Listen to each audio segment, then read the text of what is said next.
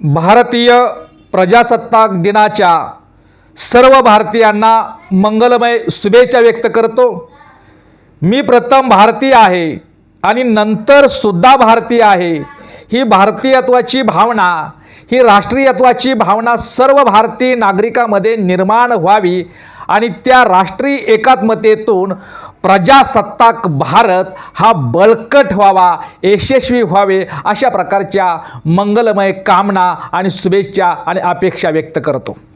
खरं म्हणजे वैश्विक प्रणेते महामानव डॉक्टर बाबासाहेब आंबेडकरांनी या देशावरती फार मोठे उपकार केलेत।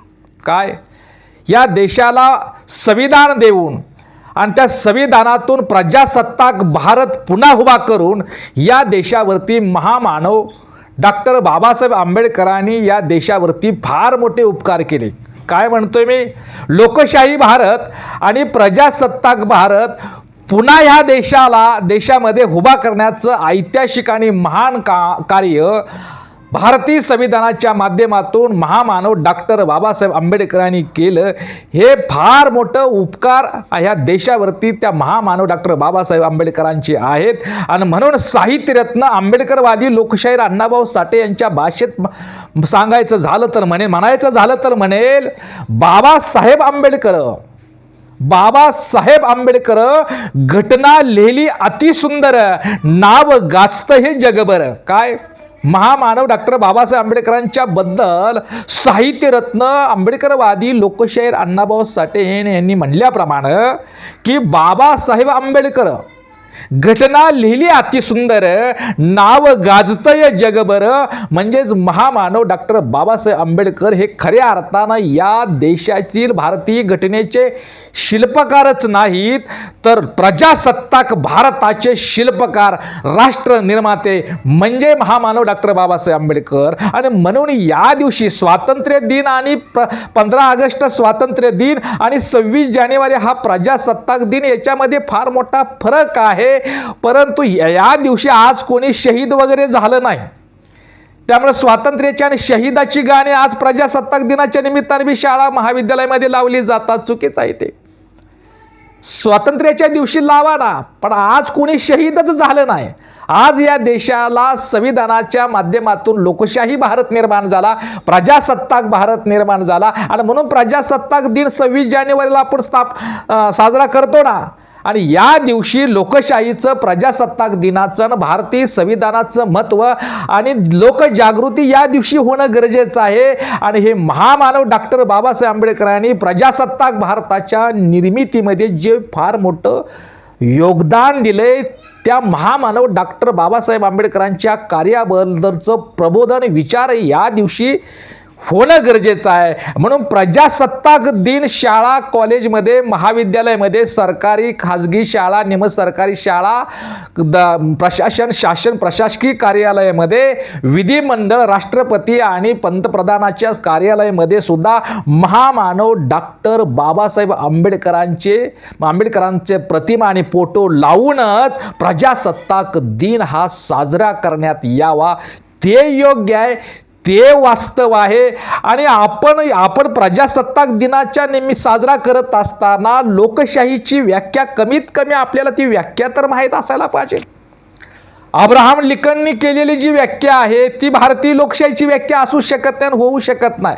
तरी बी आपण भारतीय लोकशाहीची व्याख्या करताना सहज म्हणून जातो, लोकशाही म्हणजे लोकांकडून लोकांसाठी निवडून दिलेले राज्य म्हणजे लोकशाही।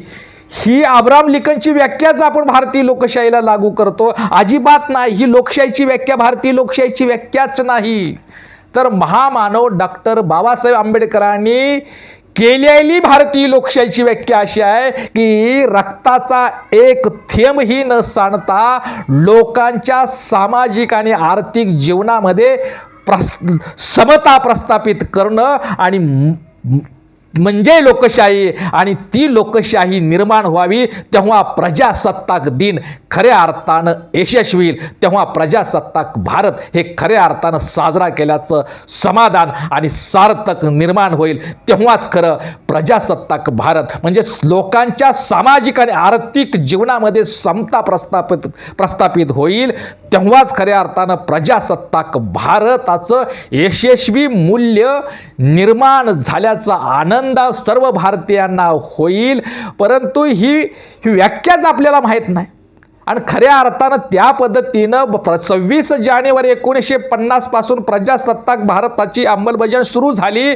परंतु ती अंमलबजावणी करणारे जे लोक सत्तेवरती आले ते प्रजासत्ताक लोकशाही भारताच्या विरोधात मनोवादी ब्राह्मणशाही आणि भांडवलशाही वृत्तीच्या लोकांच्या हातात प्रजासत्ताक भारत गेला, आणि त्यामुळं त्याची प्रामाणिकपणे संविधानाच्या मूल्यानुसार प्रजासत्ताक भारताचं यशस्वी जीवनाचं यशस्वी मूल्याची प्रामाणिकपणे अंमलबजावणी झाली नाही, म्हणून प्रजासत्ताक भारतामध्ये आजही प्रजेची सत्ता दिसून येत नाही. कारण ती अंमलबजावणी करणारे लोकच नालायक आणि बेईमान होते. आणि यामुळं या देशामध्ये आजही काँग्रेसच्या माध्यमातून असू द्या, भाजपच्या माध्यमातून असू द्या, आज या देशामध्ये ब्राह्मणशाही आणि भांडवलशाहीच्या हुकुमशाही या देशामध्ये आहे. प्रजासत्ताक भारतामध्ये प्रजेची सत्ता नाही, तर ब्राह्मणशाही आणि भांडवलशाहीची हुकूमत सुद्धा शोकांतिका या निमित्तानं व्यक्त करावीशी वाटते. या देशामध्ये एक व्यक्ती एक मत या न्यायानं जसं राजकारणामध्ये समता प्रस्थापित झाली, तशीच एक व्यक्ती एक मूल्य या न्यायाने लोकांच्या सामाजिक आणि आर्थिक जीवनामध्ये सुद्धा लोकशाही प्रस्थापित व्हावी हे लोक अपेक्षित होतं. म्हणजे सामाजिक आणि आर्थिक लोकशाहीचा पाया हा प्रजासत्ताक भारताचा पाया आहे. काय? सामाजिक आणि आर्थिक समता हा प्रजासत्ताक भारताचा पाया आहे, आणि ते पाया निर्माण होणं हे अपेक्षित आहे. म्हणून तो पाया निर्माण व्हायचा असेल तर आंबेडकरवाद्यांची सत्ता येणं गरजेचं आहे. आणि म्हणून संविधानानुसार प्रजासत्ताक भारत लोकशाहीचं जीवनमूल्य, प्रजासत्ताक भारताचं जीवनमूल्य यशस्वी व्हायचं असेल तर बौद्ध भारताचं पुनर्निर्माण होणं गरजेचं आहे, प्रबुद्ध भारताचं पुनर्निर्माण गरजेचं आहे, बौद्ध भारताची पुनर्स्थापना निर्माण होणं गरजेचं आहे. याच्यासाठी बाबासाहेब आंबेडकरांनी भारतीय संविधान हे बुद्ध धम्माच्या तत्वज्ञानाच्या आधारावर भारतीय संविधान लिहिलं आणि लोकशाही दिली. या देशाचं गतवैभव परत यावं, पुन्हा प्रजासत्ताक भारत हा बळकट व्हावा, पुन्हा भारत हा महासत्ता व्हावा. भारत हा महासत्ता होता तो सम्राट अशोकाच्या काळामध्ये होता. त्याच्यामध्ये सामाजिक आणि आर्थिक समता होती. देशाच्या अर्थव्यवस्थेमध्ये भारताचा जवळपास 40% वाटा होता. भारत हा गतवैभव होता. सोन्याचा धूर निघतो भारतातून असं जे म्हटलं जातं ते सम्राट अशोकाच्या काळात. म्हणून सम्राट अशोकाचा प्रबुद्ध भारत हा माझ्या स्वप्नाचा आहे, आपल्या भारतीयांच्या स्वप्नाचा भारत असावा, तर प्रजासत्ताक भारत खऱ्या अर्थानं साजरा केल्याचा आनंद आणि समाधान आणि उद्दिष्ट प्राप्त केल्याचं समाधान आपल्याला लाभेल. आणि म्हणून या भारताला पुन्हा बौद्ध भारत बनल्यानंतरच प्रजासत्ताक भारत हा यशस्वी होईल. आणि यासाठी बौद्ध भारताची बौद्ध आणि धम्म घेऊन आंबेडकरवादी राजकारणाची सत्ता आणि प्रभाव या देशामध्ये वाढणं गरजेचं आहे. खरं तर महामानव डॉक्टर बाबासाहेब आंबेडकरांनी बौद्ध धम्माच्या आधारावर या देशाला लोकशाही आणि प्रजासत्ताक भारत निर्माण केला. संविधान, स्वातंत्र्य, समता, बंधुत्व या तत्वावर आधारित संविधान या देशाला अर्पण केलं. या भारताला बौद्ध धम्माची आठवण व्हावी म्हणून अशोक स्तंभ आणि राजमुद्रा सुद्धा बौद्ध धम्मीय दिली. आणि म्हणून बाबासाहेब आंबेडकरांनी बौद्ध धम्माच्या धम्मक्रांतीच्या पाठीमागची जी भूमिका होती ही केवळ धार्मिक नव्हती, तर ती राष्ट्रवादाची आणि राष्ट्रप्रेमाची होती. प्रजासत्ताक भारत हे उद्दिष्ट पूर्ण करण्यासाठी धम्मक्रांती होती. खरं तर धम्मक्रांतीची बाबासाहेब आंबेडकरांना अपेक्षित धम्मक्रांती म्हणजे काय, तर राजकीय लोकशाहीचं सामाजिक आणि आर्थिक लोकशाही म्हणजे रूपांतर आणि परिवर्तन करणं म्हणजे धम्मक्रांती होय. ही केवळ धार्मिक विषय नाही, तो बौद्ध धम्माचा विषय हा धार्मिक नव्हे. का तर लोकांच्या राजकीय लोकशाहीचं सामाजिक आणि आर्थिक लोकशाहीमध्ये रूपांतर होणं, परिवर्तन होणं म्हणजे महामानव डॉक्टर बाबासाहेब आंबेडकरांना अपेक्षित असणारी धम्मक्रांती होय.